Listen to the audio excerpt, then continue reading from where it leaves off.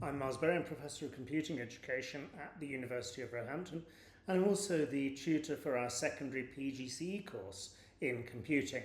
What I'm going to do now is give you a very quick overview of what that course looks like. So this matters. Getting teacher training right is a really important thing. The quality of any education system rests on the quality of its teachers. Of course, you can fix that later on through professional development and so on, but it's way better if you fix it right at the start by finding awesome people and giving them the best possible training you can so that they become really effective teachers. This is a challenge for all subjects, but particularly so it seems in computing. Back in 2012, the Royal Society's shutdown or restart report said there was a huge shortage of specialist teachers. That's umpteen years ago now. Has it got any better since then? No, not really. Computing has consistently under-recruited compared to the target which the Department for Education set. The 25-26 year starts perhaps to see something of a turnaround in that trend, possibly because there are fewer jobs for graduates in computer science because of all of the machines coming along and doing the coding for us. The subject knowledge in order to teach computing seems particularly important. It's not just being able to code, but it is being able to code. And Roehampton has traditionally put quite an emphasis on the importance of coding and the importance of programming in its PGCE course, whilst being aware that there is much more to the subject than that. Our trainees come to us with this subject knowledge. We look for folks who've got a degree in computer science or years of experience out in the industry. We are, of course, open to lots of other things, but we expect them to start the course with some sort of set of coding skills there and a knowledge of the subject. We will, of course, do our level best to top that up during the training year, but they've got enough on their plates learning how to become a teacher rather than learning the computer science that they're going to be teaching. The model which we have of teacher training is that of apprenticeship. So our trainees are placed in a trusted network of high quality partner schools working alongside master craftsmen and women who are real experts at computing teaching. And our trainees learn their craft as teachers by working alongside those expert mentors. Yes, watching them, observing how they, the experts, teach lessons, but then very early on in the course teaching lessons themselves and getting very good, positive, constructive feedback from their mentors about how they could do that even better. I'm impressed by Etienne Wenger's work on situated learning.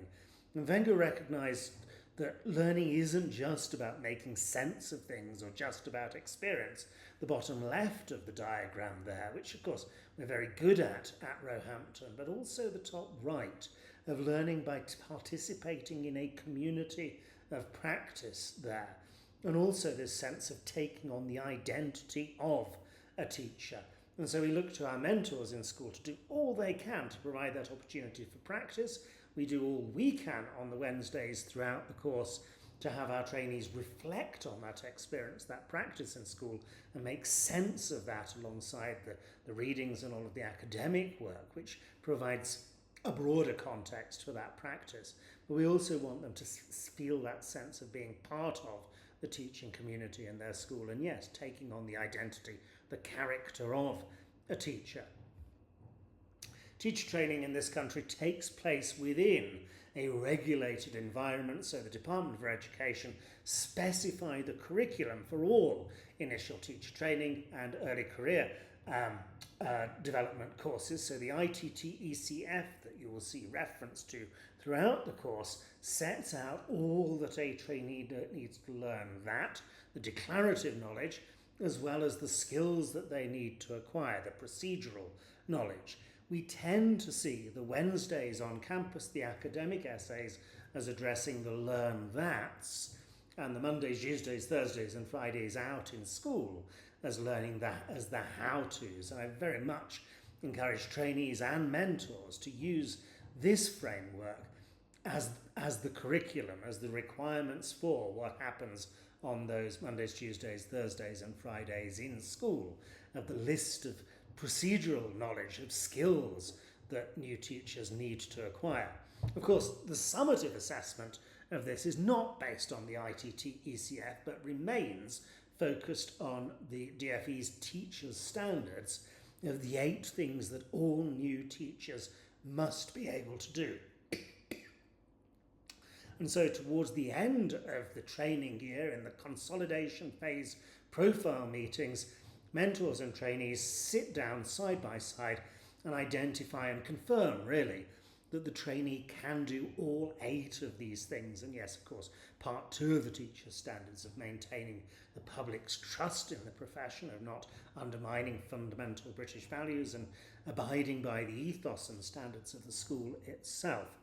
But this list is an entire list. All 8 of these have to be satisfied. We no longer expect trainees to develop a whole portfolio of evidence, as it perhaps once was back in the day. But this is much more about the mentor forming a professional judgment of whether the trainee that they've been observing lesson in, lesson out over the course of the year is able to do all 8 of these things, perhaps from time to time, on occasion, with some support and encouragement, or perhaps consistently and independently.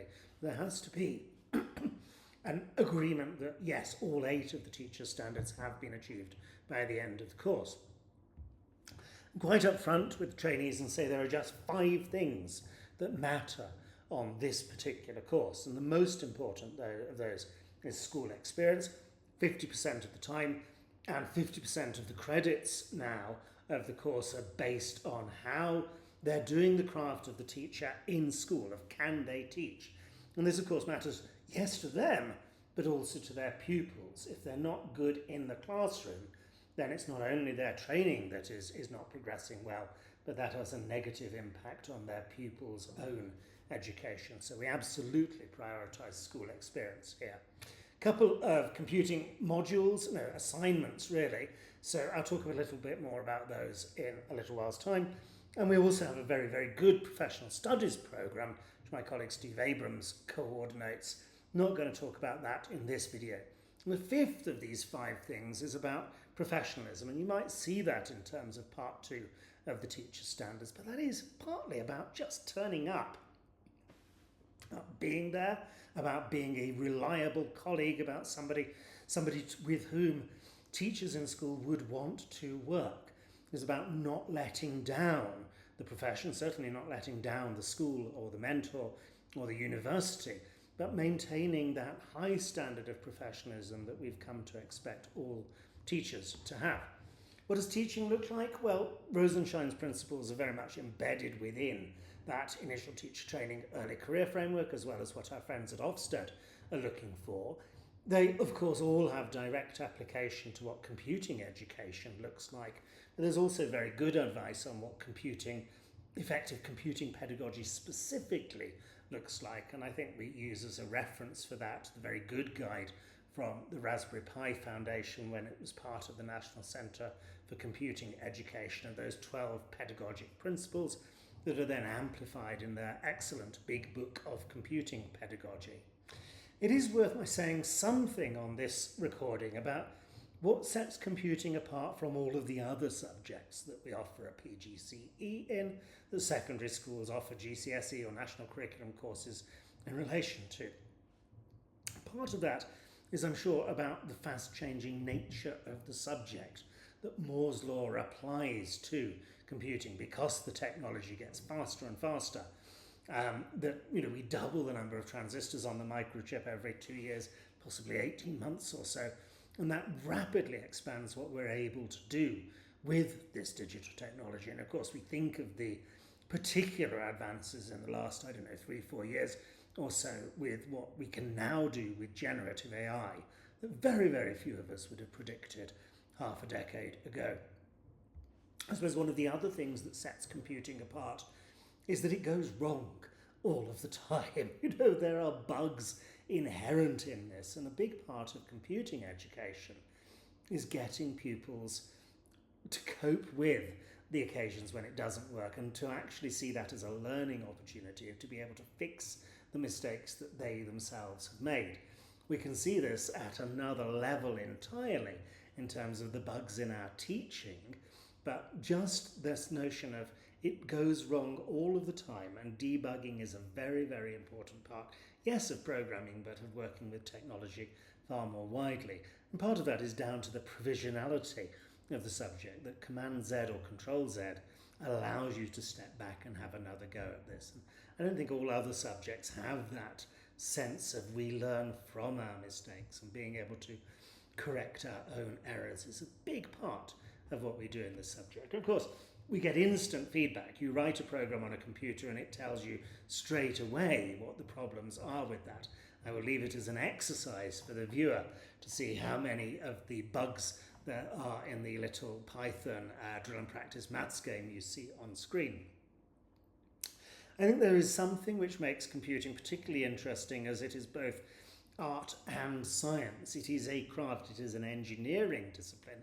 Yes, there is a big theoretical body of knowledge in there, but there is also a hugely important practical skill. I'm absolutely with Simon Peyton-Jones on this, that coding lies at the heart of the computing curriculum. It's not merely the message of the curriculum, it's also the medium of the curriculum. And I think this is why we put so much emphasis on programming within the Roehampton course.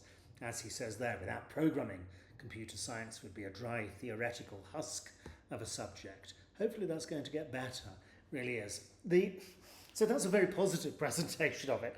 On the other side, there are issues around engagement in the subject, that there seems this massive decline in young people's enjoyment of computing from the time they start at secondary school to the time they take their GCSEs, if indeed they choose to take GCSEs in the subject. Now, that's not just computing. There are similar figures for lots of secondary school subjects, but one of the things that really worries me about computing in schools is how we manage to maintain that enthusiasm for the subject. And I think part of that is ensuring a really, really positive experience at Key Stage 3. Not much we can do about GCSE specifications. I'll return to that point later. My former colleague, Pete Kemp, did this amazing scary computing survey. I can't quite remember. Oh yes, we see there, that's close on 600 participants in the survey asking why they hadn't chosen to do GCSE computer science. And the principal one there, particularly for the girls coded in green on the chart, is that they didn't enjoy the subject. So I'd love to put some more of the joy back into the subject. I love this subject, I really do. I think our trainees love this subject. I hope our mentors love this subject, but it seems a shame that so many of our pupils don't yet share that love of the subject. And that seems particularly so for the girls. And of course, every year we see computing lingering down the end of the tables here for how many girls are choosing to take the subject. It's got better. We are definitely heading in the right direction. This is the uptake of GCSE computer science between girls and boys, and you'll see a very long blue bar there for the boys and a much shorter orange bar for the girls taking the GCSE. It gets worse at A-level, so A-level we're the bottom of the list from our friends at JCQ there. As I say, it has improved, but there still seems this huge gender disparity once we allow them the option of choosing to take computer science or not. There are other inequities in the subject as well, which is something we care strongly about at Roehampton. So the chance of a school offering the GCSE in computer science seems determined at least in part by socioeconomic group. So Hidaki Band 1, the 20% of richest postcodes essentially, 92% chance of a school offering the GCSE. When we drop down to Hidaki Band 5, that's only about 2/3 of the schools choose to offer GCSE in computer science, and it would be nice to do something about that. And that, of course, impacts the uptake of the GCSE according to measures of socioeconomic deprivation, and the number of kids who choose to do the GCSE or take the GCSE, whether they get the choice or not, rapidly declines as you move to poorer and poorer postcode areas. And of course also, and this is reflected in other subjects too, but attainment in GCSE computer science is, at least in part, determined by what I would see as incidental factors about parental affluence rather than a pupil's actual ability in the subject. And it would be nice if our trainees could do something about that. It's changing though, so I'm very, very encouraged by what we saw from Becky Francis' Curriculum and Assessment Review, of an emphasis on actually Key Stage 4 can't just be overlooked and can't just be reduced to that narrow GCSE in computer science. Key Stage 4, if computing is a national curriculum foundation subject for all 4 key stages, then Key Stage 4 computing should be taken by all the kids in a school, particularly as we remove academies' ability to opt out from the national curriculum, which is at least promised in the education legislation. The Curriculum and Assessment Review shared Roehampton's view that we need a GCSE in computing. They based a lot of this on Pete Kemp's scary computing work that I've already mentioned there, that computer science isn't the whole subject, that there is, within computing, there is computer science and information technology and digital literacy, and so we end up with this narrow specification for the GCSE, and it's also hard. That kids get there's at least 0.72 of a grade worse in computer science than they do in their other GCSEs. And this is being adversely graded. There is a sense in which whatever's landed on the computer science spec isn't seen as relevant, particularly by the girls choosing to do the subject, and GCSE computing should reflect the range of knowledge and skills needed today, not back when I was doing O-level computer studies a very long time ago now. And we want a GCSE which appeals to a much more diverse student population than those affluent boys that the preceding data seems to suggest. So, Curriculum Assessment Review recommends the move from a GCSE computer science to a new qualification in computing, which must include content on the effective and critical application and creation of technology, not just that dry theoretical husk that Peyton Jones talks about above. And so the DFE's response to the Curriculum and Assessment Review says we're going to include 3 literacies across the curriculum: digital literacy, AI literacy, media literacy, some of which at least will come into computing, and that the new computing national curriculum should include how to use data to complete tasks and solve problems, as well as an awareness of the unfairness that seems present in technologies. And they accepted, the thing I've been lobbying for quite a while, is that computer science needs to go and be replaced at GCSE level with a broader GCSE that reflects the entirety of the computing curriculum. They're not going to lose the core principles of computer science, programming and algorithms, but there's going to be more to it beyond that. Right. All of which is context setting. So what do we do about this on our PGCE course in computing? Let me walk you through how this is structured. Big part of this, 4 weeks of the course are given over to these ITAPs, intensive training and practice. And these are set apart from the normal run of the training week. These are 4 dedicated 5-day long periods with a very, very tight focus. First of these is about developing a positive classroom culture, which is a professional studies one because that cuts across all subject areas. Then our signature pedagogy for the computing PGCE is live coding, getting trainees to actually type some code on screen, narrating their thinking about that to their pupils and making that an interactive and effective way of teaching programming. We also have a couple of ITAPs where we put a very, very tight focus on what talk for learning, language in the classroom, looks like for computing, and for that we have a focus on AI, quite broadly around AI, of course, because so much of what we're doing with AI now is about language. It lends itself to that talk for learning context, but also think about speech to text and text to speech and the opportunities that AI has for meaningful classroom debate around some of the ethical aspects of that. And then our final ITAP has a very tight focus on assessment. So we will talk about multiple choice questions and how we can use them effectively in computing, as well as the sort of how you teach those kids to debug their own programs, to read the error messages that the interpreter or compiler provides.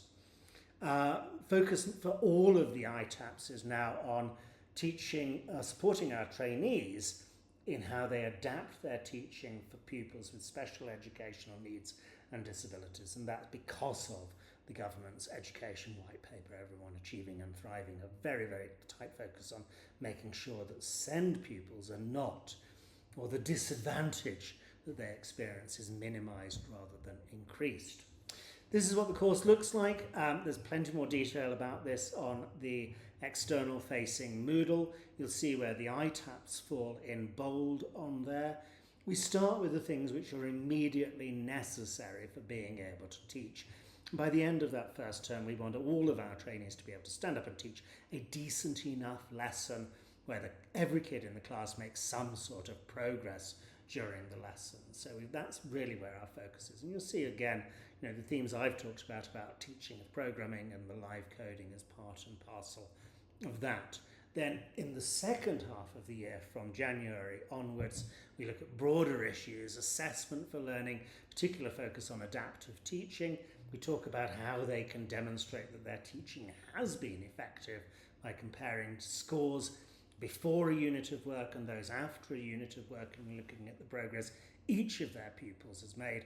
And you'll have gathered already from some of the preceding slides our real concern for improving the diversity of the uptake of this subject, which comes in at lecture 16 there. And then beyond lecture 18 is the embedded phase of the placement, where we dispense with the Wednesdays on campus and they're in school 5 days a week at that point.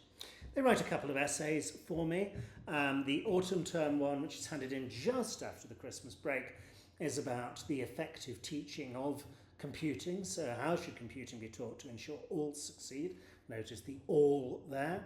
So we're particularly focused on the teaching of programming, but it need not be limited to that for the assignment. We want them to use their week-by-week reflections on what they've been doing in school as the data that they draw on to demonstrate the effectiveness or otherwise of the approaches that they've adopted. The spring term moves their planning from lesson by lesson to a unit of work. And it would be lovely if you gave them the opportunity to take responsibility for planning a whole unit of work in which they investigate the progress of pupils across that whole unit of work. Anyhow, as I say, very, very quick summary of what we're trying to do with the PGCE course here, both that sort of high-level ambition as well as the nitty-gritty detail. Please do get in touch. I maintain an occasional blog which has a number of the lecture notes available on it from talks, from lectures I've given in previous academic years. An email address and the desk phone, actually they've taken the desk phone away, it just comes through to Teams these days, are all on screen if you'd like to follow any of this up with me, or if you ever have any questions or concerns, or just want to have a chat about something, I'm there for you, I really am. Okay, thank you very much for listening.